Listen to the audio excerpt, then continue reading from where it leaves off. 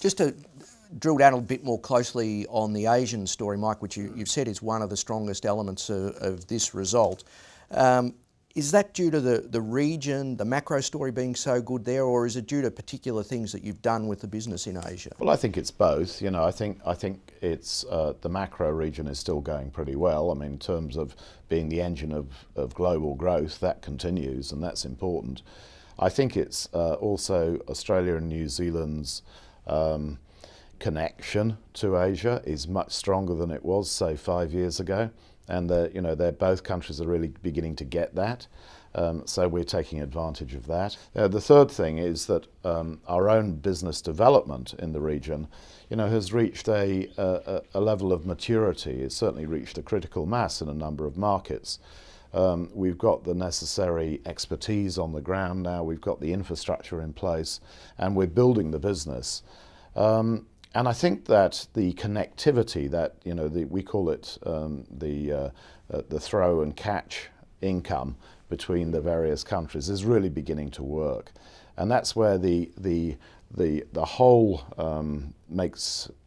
is worth more than the sum of the parts, if you like. And certainly that's beginning to really come through now. It's fair to say, though, that not everyone is convinced by the Asian story, even this far down the track. But anybody who believes that Asia is not important to the Australian economy needs their head examining.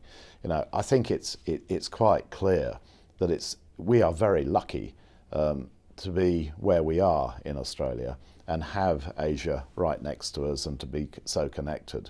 And really to take advantage of the business flows, the trade flows and the investment flows is so important for us.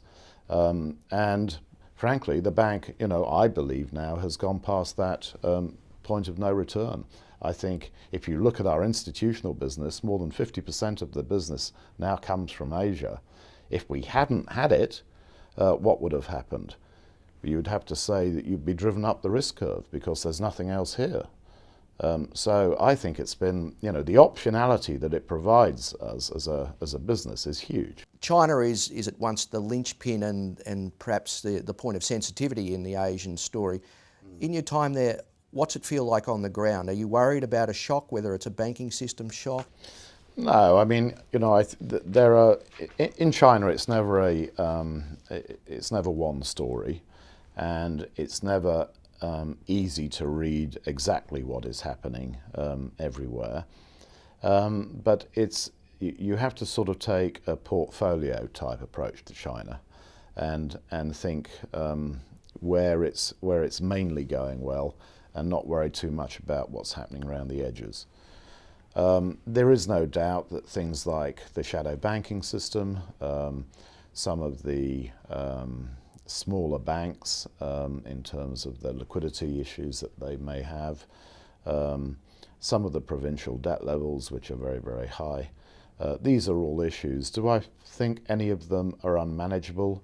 No, I don't. And if I think back to the early 90s when you were looking at massive NPL numbers in the banking system, probably at that time, maybe 25% of their balance sheets was non-performing. It's nothing like as serious as that.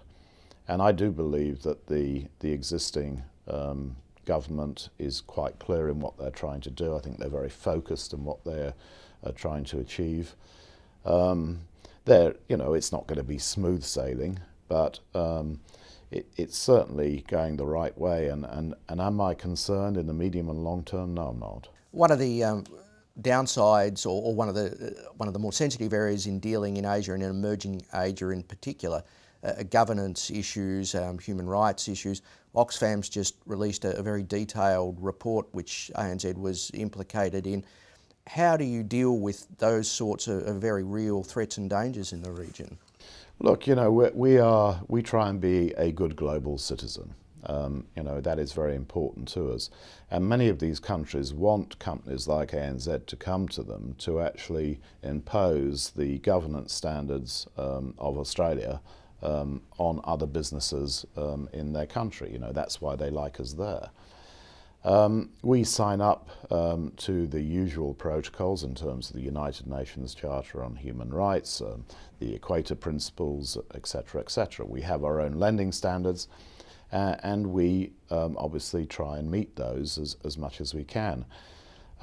In areas where there is lending which can sometimes be of a concern, we often put in place an improvement plan for companies to say, look, these are the types of ways you've got to run this business, these are the types of things you have to do, and this is clearly how you have to go to be internationally accepted. Mike, then from what you've said, is the implication that in some cases you do have to exit? Yes, I mean, I think there are times when the recommendations that you make are just not implemented and things are not improving, and you have no alternative but to exit.